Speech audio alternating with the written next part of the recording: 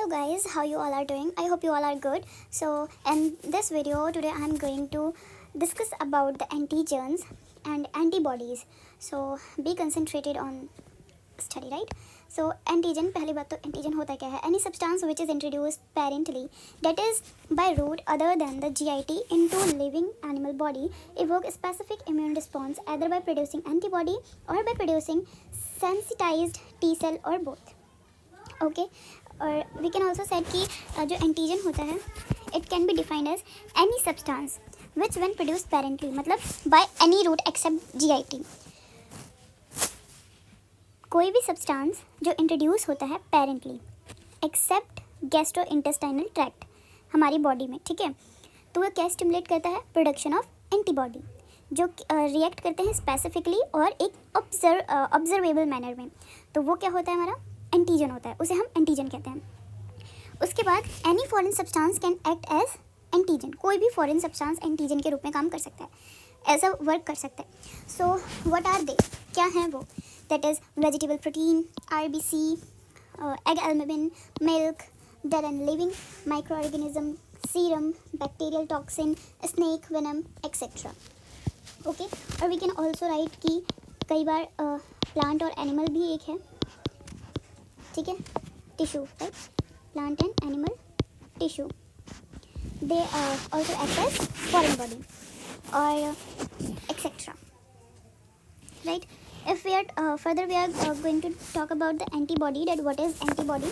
So we can also called, first of all antibodies को हम globulin भी बोलते हैं, इम्यूनोग्लोबुलिन। तो group of glycoprotein present in serum, जो ग्लाइकोप्रोटीन का ग्रुप होता है वो किस में प्रेजेंट होता है? सीरम में एंड टिश्यू फ्लूइड में, कितने? सभी मैमल्स में, ठीक है। वो क्या होता है? हमारा एंटीबॉडी होता है। They are synthesised in response to a foreign substance that is antigen administered into the body with which react specifically or in observable manner. So what is this? These are antibodies. उसके बाद characteristic, if I am going to talk about the characteristic of antibodies, so first one is कि antibodies are globular protein known as immunoglobulin, or we can also said कि they contain sugar residue and hence are called, what they are called, glycoprotein, like they have sugar residue, ठीक है। तो sugar residue उसको हम क्या बोलते हैं? Glycoprotein कहते हैं, प्रोटीन कहते हैं। थर्ड वन इज कि they constitute 20 to 25% of total serum। Okay, तो टोटल सीरम में इनका कंट्रीब्यूशन कितना इज? सीरम प्रोटीन में it is 20 to 25%। And next we can also said कि ये क्या होते हैं? They are thermolabile, okay, thermolabile and denatured on healing at 70 degree Celsius. और फर्दर आई कैन से कि थर्मोमोलाबाइल क्या होते हैं? मतलब कि सेंसिटिव टू हीट, यानी सेंसिटिव, हीट से बहुत ही सेंसिटिव होते हैं ये। उसके बाद let's move ahead. Then structure of antibody. So immunoglobulin follow, okay, it was like 70 degree Celsius. One thing I missed, that is for 1 hour. I can also add here, okay. Denatured on healing, thermo, यानी अगर ज़्यादा heat में ये मतलब survive नहीं कर सकते हैं, डीनेचर हो जाएंगे, ठीक है। अगर 70 डिग्री सेल्सियस तक 1 घंटे तक रहते हैं तो ये डीनेचर हो जाएंगे, ठीक है। उसके बाद structure of antibody. Immunoglobulin follow 4 chain which was proposed by Porter et al. So what is et al means? It is and all, because ये तब यूज़ करते हैं जब किसी एक साइंटिस्ट का कंट्रीब्यूशन नहीं होता है। इसका मतलब है और भी साइंटिस्ट का इसमें कंट्रीब्यूशन है, बट हम इनिशियल जो साइंटिस्ट है उसका नाम लिख के एट एल लिख देते हैं। दैट्स मीन कि फर्दर और भी साइंटिस्ट थे जिन्होंने इसमें अपना कंट्रीब्यूशन किया है।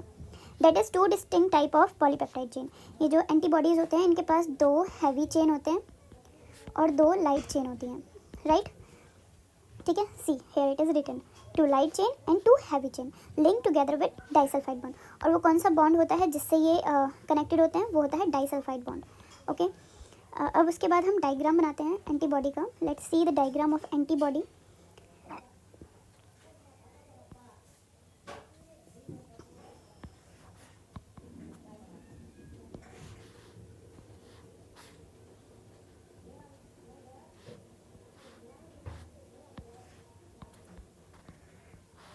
Let me make it clear to understand in better way.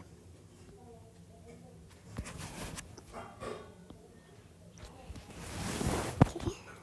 So here it is connected with disulfide bond. So this is the disulfide bond. And here also it is connected with disulfide bond.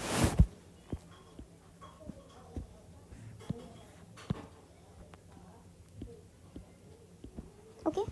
Then after that, अब इनकी naming करते हैं. That what question called what. Okay, so this point is called variable heavy chain and this is called variable light chain. ठीक है. और जो ये वाला रीजन होता है हम इसको कांस्टेंट लाइट चेन कहते हैं एंड इसको हम बोलते हैं constant heavy chain. This one is also constant heavy chain. Okay, so this is the variable light chain, variable heavy chain and constant L chain. उसके बाद this side is for antigen binding. जो antigen bind करते हैं वो कहाँ पे आगे करते हैं? इस साइड पे करते हैं. Free antigen binds, right. उसके बाद ये क्या है? डाइसल्फाइड बॉन्ड इन दोनों चेन के बीच में. And further I will say कि ये रीजन को हम क्या बोलते हैं? FAB. इसका मतलब क्या है? इसका मतलब है fragment of antigen. After that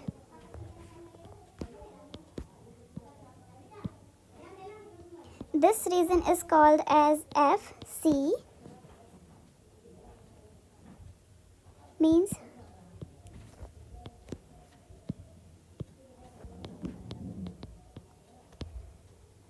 fragment of crystallization. Okay, so this is the structure of antibody, how the structure looks like. It was like that. So I can also variable light chain and this one is, let me change the color, variable heavy chain. This is the full form. Okay, and this one is constant light chain. सो मैंने इसको expand form में इसलिए लिख दिया ताकि आप लोगों को कन्फ्यूज़न ना हो.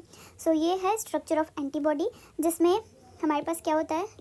We have a heavy chain, right, and we have a light chain. Again we have a light chain and a heavy chain. Okay, after the structure, तो इसमें क्या होता है? एंटीजन, जो भी फ्री एंटीजन होता है वो यहाँ पे आके बाइंड करता है इस रीजन पे. एंड उसके बाद एंटीबॉडीज़, ये स्ट्रक्चर पूरा एंटीबॉडी का, और यहाँ पे क्या होता है? फ्री एंटीजन बाइंड करते हैं. मैं इसका एक केस भी बताऊंगी, ठीक है, like how it works. Like की चेन रिएक्शन तो पढ़ा ही होगा. फॉर एग्जांपल ये हमारा एंटीजन बाइंडिंग साइट है और ये हमारा, सॉरी, ये एंटीबॉडी बाइंडिंग साइट है और ये हमारा एंटीबॉडी है. यहाँ पे जाएगा और ये इससे बाइंड कर जाएगा. So this is the another case, but अभी यहाँ पे था. उसके बाद अब बात करते हैं classes of immunoglobulin, right. Classes of immunoglobulin, there are 5 different type of antibodies, that is IgG, IgA, IgM, IgD and IgE. हम इन सब के बारे में पढ़ेंगे कि IG, अब पहला हमारा क्या है? IgG. वैसे मैं एक बात बताना चाहती हूँ कि जो फर्स्ट एंटीबॉडी है, लेट मी चेक किया, IgM वेरी फर्स्ट एंटीबॉडी है, बट हम इसके कंस्टिट्यूशन के हिसाब से इसको बताएंगे, राइट. तो पहला है हमारा IgG. तो major immunoglobulin is normal serum, right, accounts for 70 to 80% of total immunoglobulin. तो IgG जो होता है हमारे कितना परसेंट होता है? 70 to 80% ये एंटीबॉडी हमें हमारे पूरे सीरम में होती है, 70 to 80% कंस्टिट्यूट करती है, right. Monomers consisting of 2 heavy chain and 2 light chain.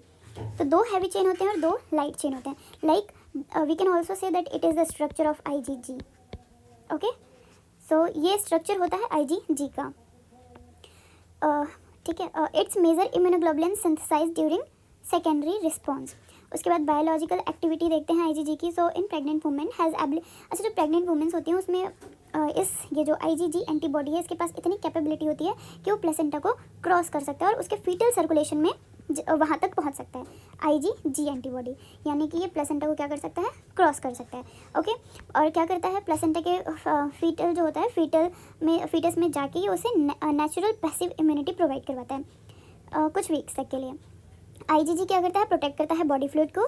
IgG neutralise करता है वायरस को और activation of complement system, right.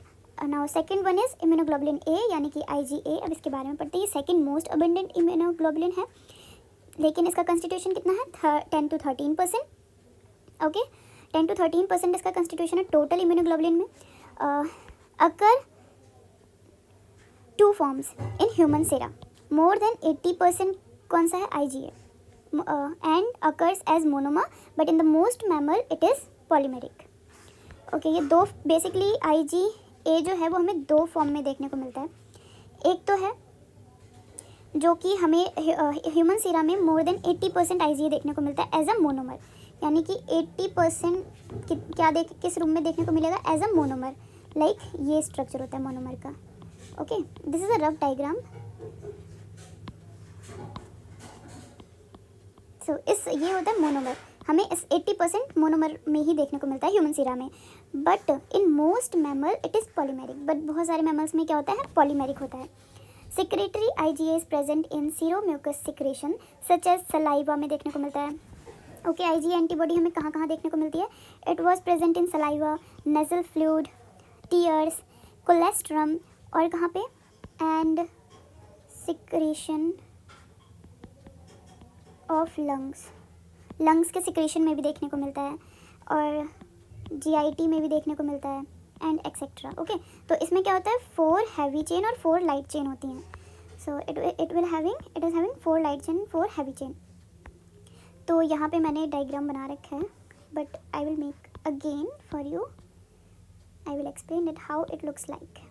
Okay, let's draw the diagram, but before drawing the diagram I want to just give a few points of its biological activity too. Okay, so possess a joining chain, जो joining chain होती है उसको हम क्या बोलते हैं, J chain भी बोलते हैं, can also call as J chain। ठीक है, उसके बाद biological activity की बात कर लेते हैं because it is important। so इसमें क्या होगा, it's a secretory immunoglobulin and play an important role। Okay, बहुत important रोल प्ले करता है किसमें, in local immunity. Okay, and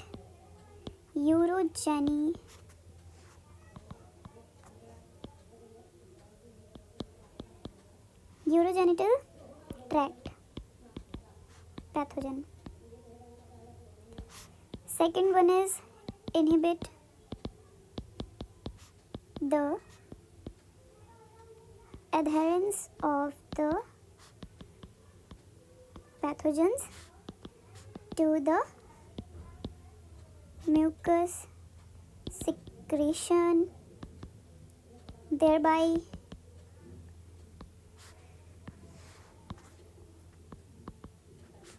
preventing their entry into the body tissues. After that, the most last point is IgA protects the body surface। ठीक है, ये body surface को भी protect करता है। After that let's draw a diagram of IgA antibody. Okay, तो इसका structure कुछ इस तरीके से होता है।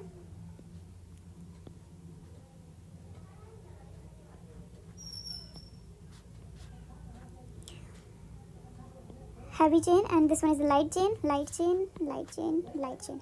Okay, so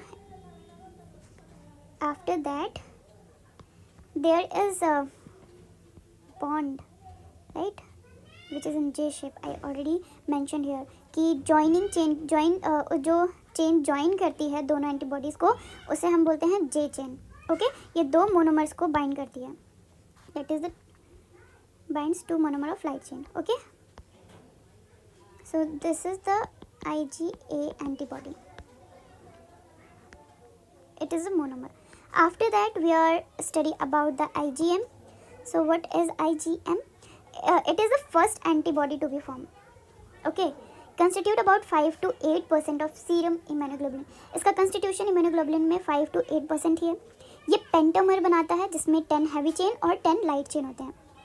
okay, that is 5 सब यूनिट्स होते हैं, 5 सब यूनिट्स ऑफ मोनोमर्स. मोनोमर क्या है? This one is the monomer. Monomer मतलब एक. अभी हम यहाँ पे इस तरीके से 5 मोनोमर ऑफ एंटीबॉडी बनाते हैं, then it will called as pentamer, right. So monomer is a single and pentamer is 5 subunits of monomers जो कि joined together by a J chain. As I show you here, this is the J chain, right, which connects the monomer of two monomer of antibodies. Same as like here, J chain क्या करेगी? 5 subunits of monomer को join करेगी. Biological activity of IgM क्या है कि most efficient in agglutination है, complement fixation and cytolytic reaction, also immune hemolysis और opsonization, or we can also say कि bactericidal action. Okay, after that not transported across the placenta. ये placenta के across transfer नहीं हो सकता है. Its detection in the fetus or newborn indicate intrauterine infection. अगर foetus में ये IgM डिटेक्ट होता है देन हम क्या बोल सकते हैं कि उसको इंट्रायूट्राइन इन्फेक्शन हो गया. ठीक है, अगर हमें फीटल लाइफ में IgM एंटीबॉडी फीटस में देखने को मिलता है तो. Which is useful in diagnosis of congenital syphilis. ठीक है, जो कि यूजफुल है किसमें डायग्नोस करने में, किसमें, जैसे कि कंजेनिटल साइफिलिसिस, और वी कैन ऑल्सो से कि रूबेला और toxoplasmosis and HIV infection. Okay, so it is useful in diagnosis of congenital syphilis, rubella, toxoplasmosis and the HIV infection. Now fourth one is IgM protect the blood serum. It protect the blood serum. Now opsonization का मतलब क्या होता है? To make something appearance, as the word opsonization used here, right? This here use it is immune hemolysis opsonization. Okay, further now I am going to make a clear diagram of antibody with that is pentamer of antibody, right? So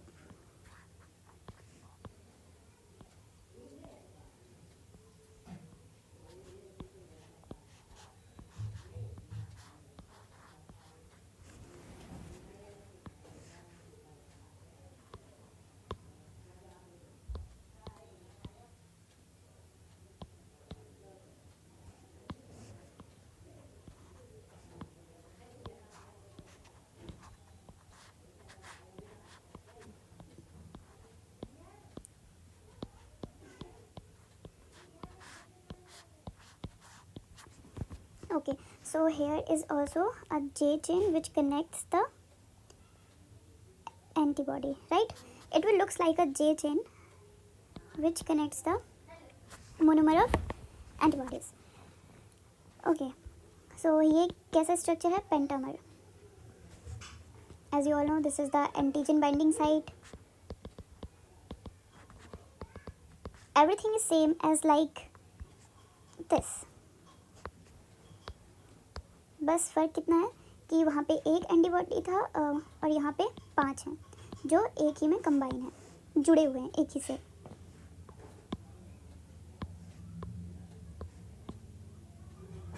After that, moving toward IgM also encourages opsonization and phagocytosis.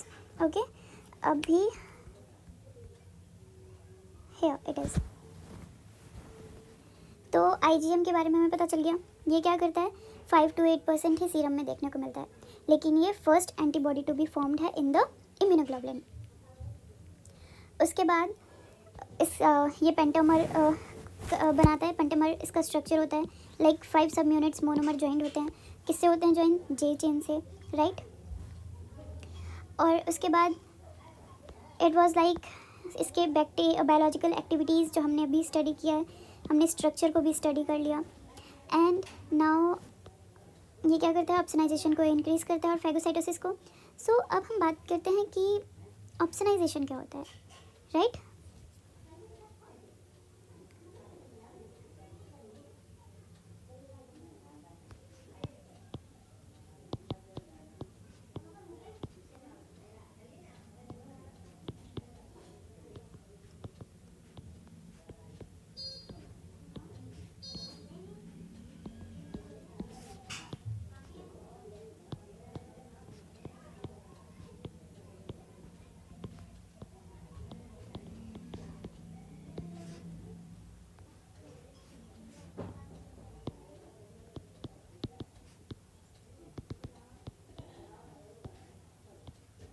Okay, so connected to antibody or protein to attach to the cell surface receptor on phagocyte or NK cells.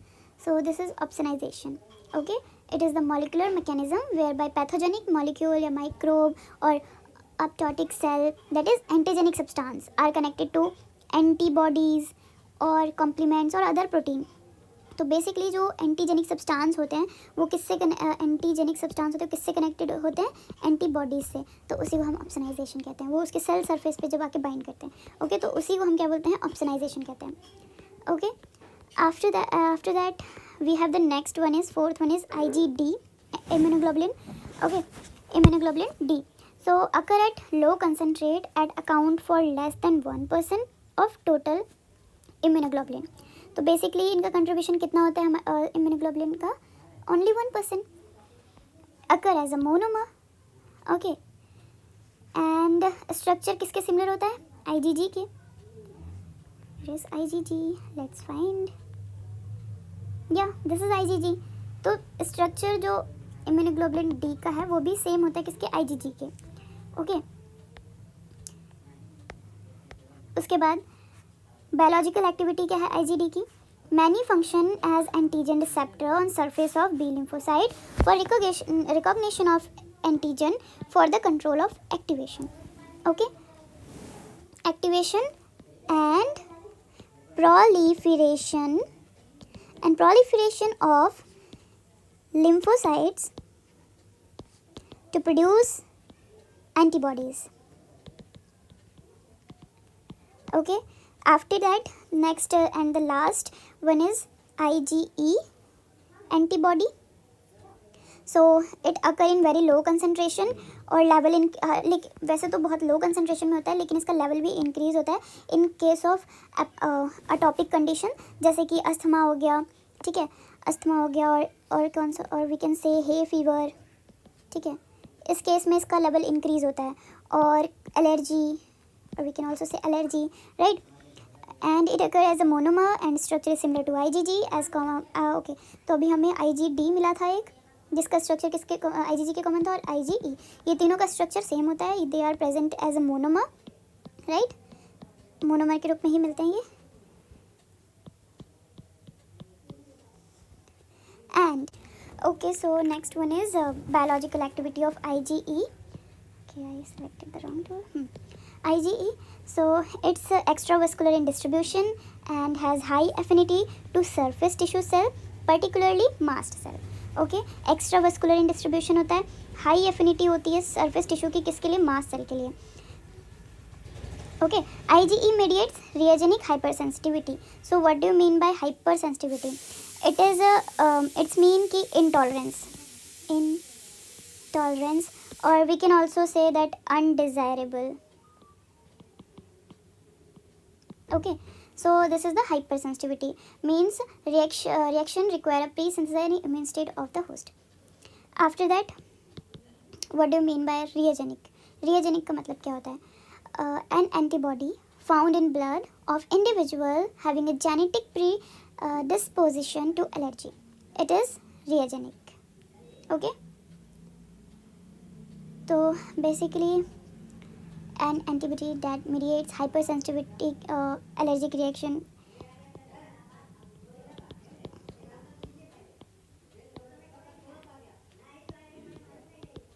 तो मैं आपको antigen antibody के बारे में बताऊंगी. Okay. सो antigen antibody reaction, इसके बारे में नेक्स्ट वीडियो में हम डिस्कस करेंगे. That will coming soon.